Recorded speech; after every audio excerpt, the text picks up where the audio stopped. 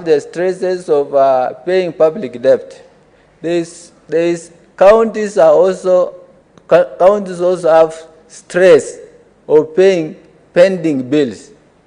If you hear in every governance, they have pending bills, and these pending bills have a lot of money. For example, pending bills for Turkana counties are over, Mr. Speaker. Senator, your time is up. You had 10 minutes. Senator Wamatinga. Thank you very much, Mr. Speaker, sir. I also like to support. Mr. Speaker, sir, we know that the county governments form one of the political units at the grassroots level. What devolution has been able to achieve in the last 10 years, Mr. Speaker, sir, in some counties, it has managed to bring life-changing changes and economic empowerment to the local communities. Mr. Speaker, sir, in absence of misappropriation and mismanagement of the funds allocated to the county governments, Kenya would be quite far in terms of community development. It is also, Mr. Speaker, sir, something that we should note with a lot of concern, that there are very, very many resources, and I think Senator for Turkana has alluded to that are shared between counties. Hospitals, for example, where I come from in Nyeri County, we had the biggest provincial hospital that still continues to serve a number of counties in the Mount Kenya region.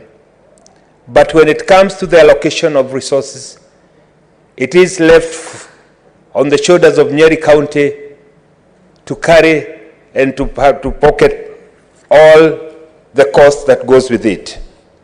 Moving forward, Mr. Speaker, sir, I think it will be important for this House to start looking at those services that are shared between counties and come up with a formula how they'll ensure that when we are allocating funds, resources, revenue to the county governments, that is taken into consideration.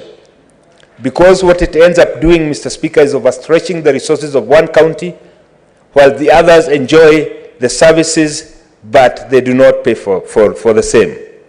It is also very, very important, Mr. Speaker, sir, for this House moving forward to start looking at possibilities how we can enact and bring into place legislative framework that will support the county governments to be able to raise their own source revenue.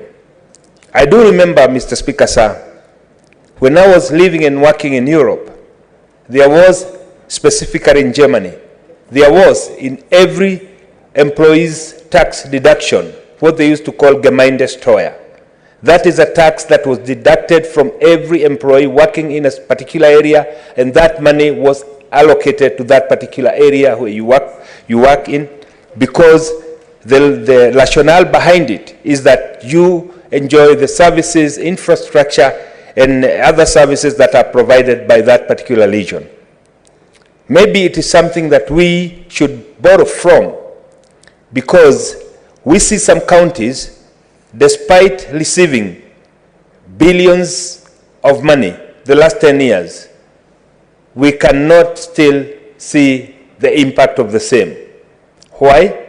We know, like the National Library, which is a devolved function, some counties do not have that service at all.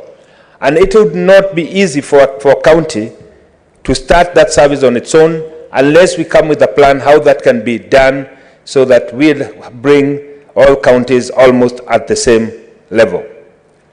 Mr. Speaker, sir, it is also very, very important as we are discussing the revenue allocation bill in this House that we also become very, very honest with ourselves.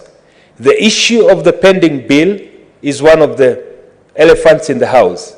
Some of them, especially in counties that have changed governors a couple of times, we find that the successful governments do not want to pay the bills left behind by their predecessors. Of course, the law allows or states that pending bill must be the first charge, but we must get away and a means of enforcing that as Senate so that the entrepreneurs who provide services to the county government are not forced to carry the burden.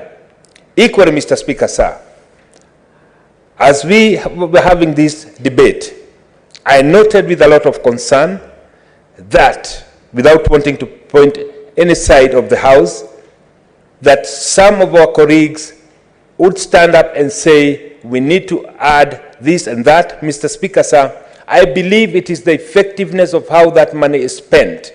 We know the previous regime did give money in the budget that was eventually not disbursed because failure to collect enough revenue, the savings were always met by refusing to disburse money to the county government. However, since we have a Kenya Kwanza government that is committed to ensuring that devolution works, it is the commitment of no less a person than His Excellency the President William Samoei Ruto that the devolved units must be given the power, the means, and most importantly, the framework to be able to achieve and realize their vision. We know that achievement in any part of the county in this country is development for this country. And therefore, it is important for us as a Senate to ensure that we pass this bill as presented, and most importantly, to make sure that the money that has been set aside is actually disbursed. We must create a mechanism to ensure that the pending bills that have been outstanding are paid. This, Mr. Speaker, sir, will save many small entrepreneurs, and this being a government of a bottom-up approach, it is important that we get our people down there being paid so that they can be able to continue with their business. As I wind up, Mr. Speaker, sir, it is equally very, very important as our colleagues on the other side talk about raising this revenue to also notice that, that there is the principle of polluter pays in environmental pollution.